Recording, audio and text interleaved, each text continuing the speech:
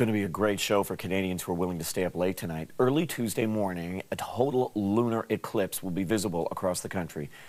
Sky watchers will be able to see it with the naked eye, and for those wanting to stay warm, the eclipse should be visible indoors from a south-facing window.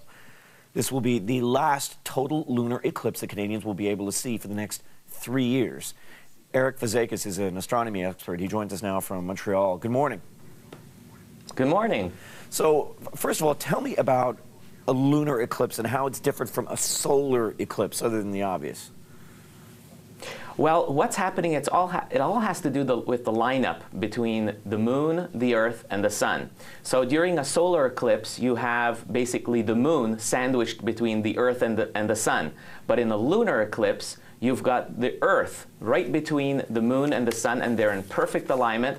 And the other thing is, it's perfectly safe to view the lunar eclipse, by the way. It's very user-friendly. You can use a telescope or binoculars if you have it to get a close-up view, but it's perfectly safe to view. You're looking at reflected sunlight off the surface of the moon, and the moon is basically going to enter Earth's shadow. So that's what's going to be so cool about it. And this is going to happen in the overnight hours tonight into tomorrow morning.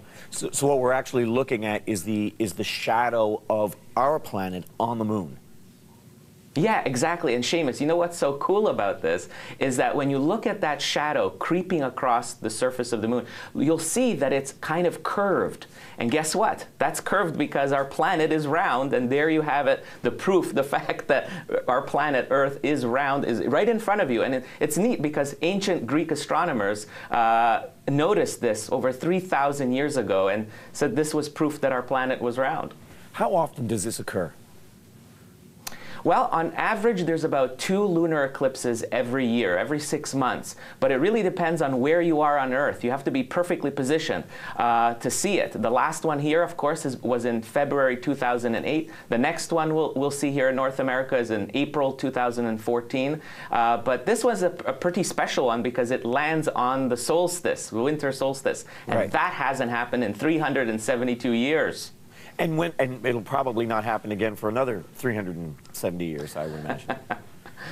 Yeah, we'll have a long wait, that's for sure. Some of the pictures that I've seen, the moon almost has a reddish color to it. Why is that? That's right, and you know, that's what's the most spectacular part of the lunar eclipse. That red light that you'll see, what we call totality of the lunar eclipse, happens about 68 minutes after it starts. So for here in North America, in the Eastern time zone, it begins at 1:33, the eclipse, and then it goes into totality 68 minutes later at 2:41 a.m. Eastern time. And what happens is that this is so romantic, Seamus, I think. It's all the sunrises and sunsets of the Earth that rim the Earth get projected onto the surface of the moon.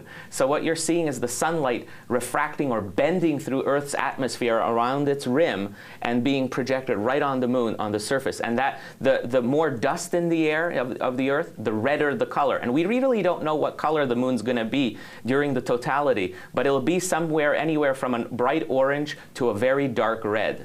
I like that, Andrew. It is romantic.